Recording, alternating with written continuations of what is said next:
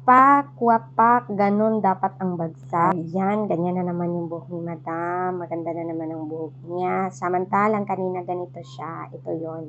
May highlights ito si Madam at kailangan natin siyang i-reband. Gusto niya magpa-reband kasi yung buhok niya is super unruly na at maraming frizz at curly. Kaya let's do the tangle. If you are a hairdresser and you wonder paano ako nagre-reband ng highlighted na buhok, this is your chance to learn. So, naglalagay lang tayo ng pH balancer sa ating rebanding R1 cream at paalala ulit, ang mga produkto na ginagamit sa video ito is for professional use and it's not intended for DIY. Bawal po kayo mag-DIY sa mga buhok nyo sa bahay, lalo na pag-reband para hindi kayo makalbo. So, ito na siya. Papakita ko yung application ko, paano ako nag-a-apply pag may highlights yung buhok. So, yung parte na may highlight, tingnan nyo maigi, lalagyan ko yan ng tubig na may pH balancer. Okay, kung makikita nyo, yung consistency ng water, hindi siya normal na water lang. Nilalagyan natin o may mix yan na pH balancer. So, paglagay natin ng rebanding cream R1, dire-diretso na tayo at hindi tayo kabado dahil may pH balancer yan para tayong processing ng rebanding cream R1 sa ating application or sa buhok ng client natin. O, nyamo na siya. Balik-balik ko na ginanato siya nga procedure hangtod nga mapantay or mabutangan ang tanang party sa buhok sa ato ang client. In English, we repeat the same procedure and fully cover the hair of our client with the rebanding cream R1.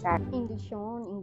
If you're still watching at this point, ibig sabihin yan interested ka matuto. So keep on watching dahil ipapakita ko sa'yo kung paano natin paplansyahin ang buhok na highlighted. At dahil marami kang matutunan dito, pwede ka na rin mag-follow or mag-subscribe sa aking channel. Watch closely. Ito, hinihimay-himay ko po, kinukuha ko muna yung mga highlighted na part ng buhok ng ating client at isa-separate ko muna yan. Then, plansyahin ko muna yung first part ng buhok na walang highlighted on a normal regular temperature at saka natin paplansyahin yung highlighted, but look at it, okay, paiba-iba yung temperature. Dalawang plansya ang ginagamit ko, paiba-iba ang temperature doon sa highlighted na part na sa very low temperature. Yes, ganun katagal ang pagpaplansya ng highlighted na buhok at ganun din ako kamabusisi pagdating sa paggawa ng hair rebanding na may highlights ang buhok. So, this is the last part of our procedure, yung pagkatapos na malagyan ng R2